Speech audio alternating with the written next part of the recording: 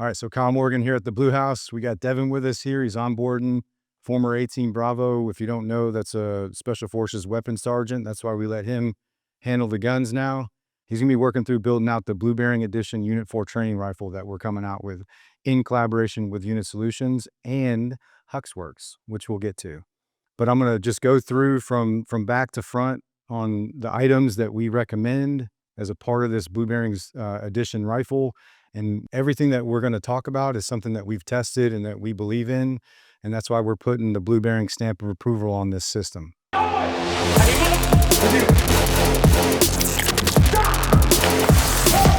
right, so when you order this Blu Bearing Series Edition UNIT4 Training Rifle, it'll come just like it is right here out of the box. I'm going to start by talking about the Magpul CTR Stock. It's something I've used for the past 15 years or more. I guess I'm getting old, maybe even longer than that. The whole last half of my military career in the last 4 years, this is all I've been using as far as a stock. A couple reasons I like this is obviously it has different points of adjustment based on length of pull for me. And then it also has a way to shore it up and lock it in so it takes a bit of the wiggle that you may see in some butt stocks. So that's another extra feature of the CTR. The QD, it's on both sides. So you have it on your support side and the firing side of the stock itself. But one thing of note that a lot of people don't realize is the positioning of this QD point is whether you go on this side or around the stock, that's personal preference, but it's higher in just underneath the buffer tube itself. So it allows that sling to be really in line. So the pressures that you're able to use the sling to achieve are kind of evenly across, the center line of the rifle itself on the top side of it. So that's the Magpul CTR. The next item is the grip. So the Magpul MOE Plus is what we're putting on this rifle. Why I like this is the grip angle is great, but the Plus gives us the kind of polymer rubber wrapped around texture. So you don't have to add a bunch of tape or grip tape if that's what you may have done in the past. It has that kind of rubberized feel. So with gloves or without, you can really grip this pistol grip. And the grip angle is what I recommend or prefer.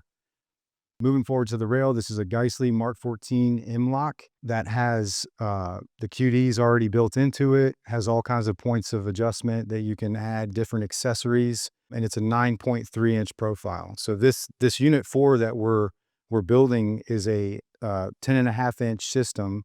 So this 9.3 fits in there and gives you plenty of room for all your different accessories. You'll see here that we have the True North Concepts hand stop, and this will come installed, already on the rail. It's easy to adjust if you need to adjust it forward or backwards.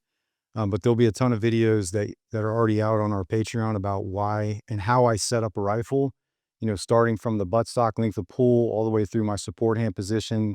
And then that allows me to place the grip stop in the position that I need. And then I build it out from there with the sling itself.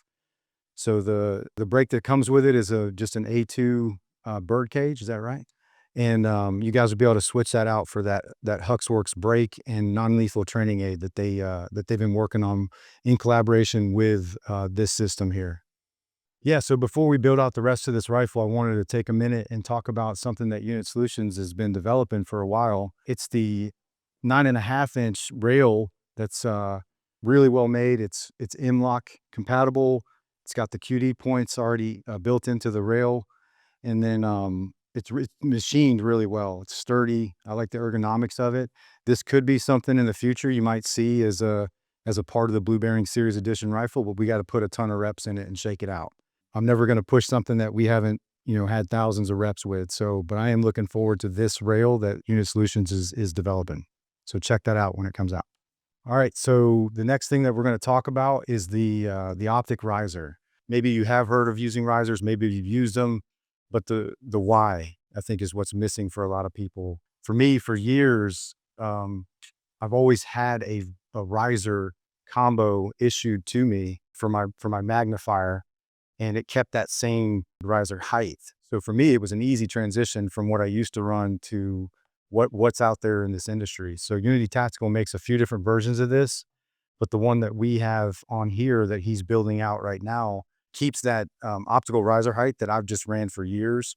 And that's a lot of that's personal preference, but I will say this, keeping your head upright as much as you can, just like we do with our pistols, instead of trying to sync two things up in space, it's the same with your rifle.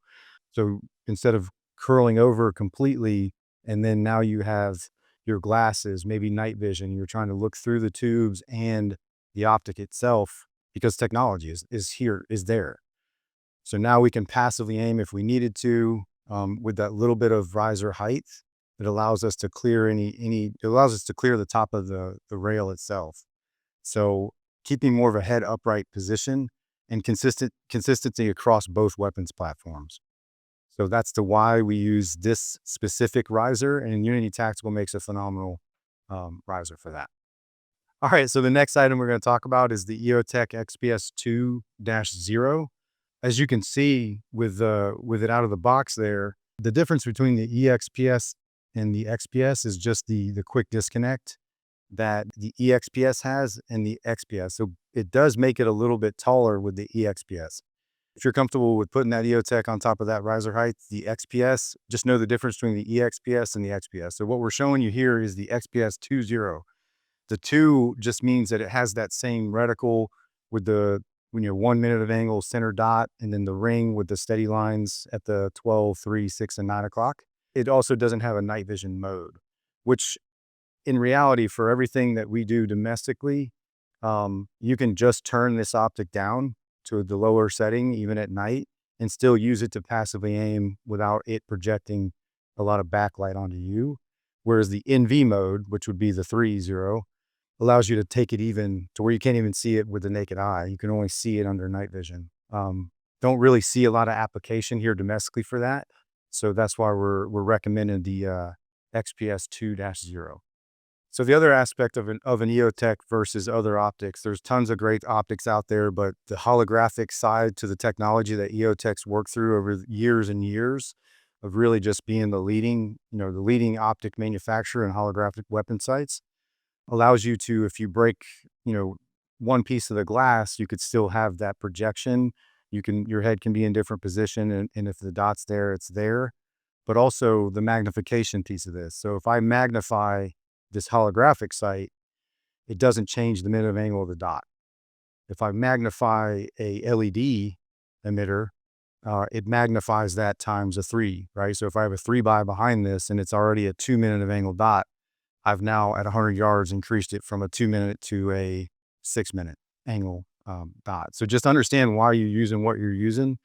And that's why we go with the EOTech holographic sights. All right, so the next item is the Surefire Scout Light Pro.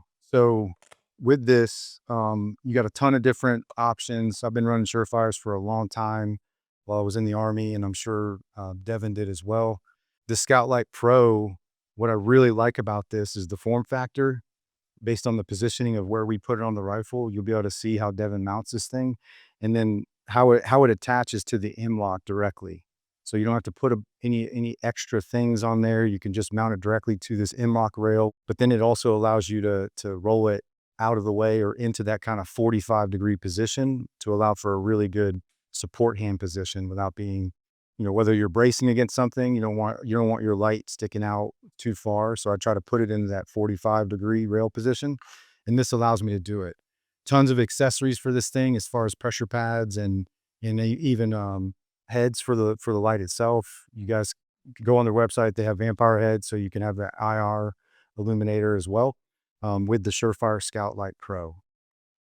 All right, so the next bit we're going to talk about is the pressure switch that we're going to use to activate the Surefire Scout Pro. So this is the mod button light by Unity Tactical, which could be confusing to some of y'all, but just if you look this up, you'll see that there's a drop down to be able to get this lead for the Surefire Scout Pro. So this is the mod button light pressure pad by Unity Tactical, and I really like this design because it's nice and compact. It's just a temporary on. There's no like always on button.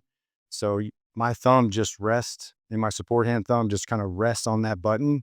And when I need it, it's always kind of there. And then if I needed to keep the light always on, then there's other accessory tail caps that you can get that could activate that for you as well. This is the 4.5-inch lead. There's a couple options, but this is the one that we're going to recommend. The next bit we're going to get into is something we've been working on in collaboration with Huxwrx and Unit Solutions. So that is the Flow non-lethal training aid. It mirrors and mimics the 5.56K, right? As you can see right here, it's got the same profile, the same threading that you'd be used to if you had the 5.56K Flow, but for your non-lethal training aid. So this mimics the same weight and then length profile, as your normal suppressor would be, which is a massive add-on to any of the training we do. So when we're doing simulations trainings or simulation training with this system, the only thing that we had to work in collaboration on Huxwrx with is the bore diameter. So you'll see that if you're using this with this Blu Bearing Series Edition rifle, the Huxwrx muzzle brake that they're going to send you is bored for the diameter of the round in this system, so which is 8 millimeters. So you cannot put a 5.56 muzzle brake on this thing on the UNIT4 and it work correctly. So Huxwrx has designed this in collaboration with Unit Solutions to fit this system. So this is going to have the same key attachment. All right, so Devin's going to break down the A2 that gets sent from the factory from Unit Solutions, and you guys will be able to switch it out with the one that, if you order the Blu Bearing Series Edition rifle, it'll come in the box. You guys will build this out yourself. It'll come with that brake that I was talking about. So he's going to go ahead and break that down and build it out for us. And then you'll be able to see that it's the same quick disconnect attachment that you're accustomed to if you're a Huxwrx, if you carry Huxwrx, cans. So if you don't Loctite it and you go to put this on and you haven't let this Loctite sit for a bit, like I'm going to demonstrate, it's just going to back itself off, right? And he's strong, so he tightened it up nice and tight. But let that Loctite sit for a bit. What do you recommend? Yeah, at least 6 to 12 hours, 6 to 8 hours is kind of a good area for the Loctite to set and start to grab hold. Otherwise, what happens is when you go put that thing on and crank on it, it's going to undo your muzzle brake. Yeah, so that's that reverse threading that we're talking about. So just let that set for a bit, and then go ahead and tighten that thing on. And then it's just a normal hand tight, and you won't have any issues with the brake slipping, basically. All right, so the last thing that we're going to show you guys is the Wilder Tactical Minimalist padded sling. This is my favorite sling that I've encountered over the years. And the why behind that is it's not just, the minimalist, 1-inch nylon here, and it's capturing itself on itself. So it's nice and clean. You don't have a bunch of the excess just kind of dangling, or you have to like stow it with Velcro. It captures itself on itself. And then you just make all your adjustments by taking out all the slack to fit you and your body, right? But then this piece of the sling I really love, because it adds a bit of that, kind of rolled diameter to it that actually kind of goes nice and smooth across your back. And then there's some rigidity to it, so it doesn't, get stuck behind a tool or whatever, and then you get hung up, if you're lazy with your sling. So it has a little bit of that rigidity through this part of the sling, a little bit of the padding, and then the fact that it captures itself on itself. But this is the Wilder Tactical Minimalist padded sling. All right, so we just put together the Blu Bearing Series Edition UNIT4 Training Rifle. We're going to go zero it, and then we're going to put it through its paces, but it'll be coming out soon. And you guys, if you got any questions, obviously hit up Unit Solutions, hit us directly up at bluebearing.com.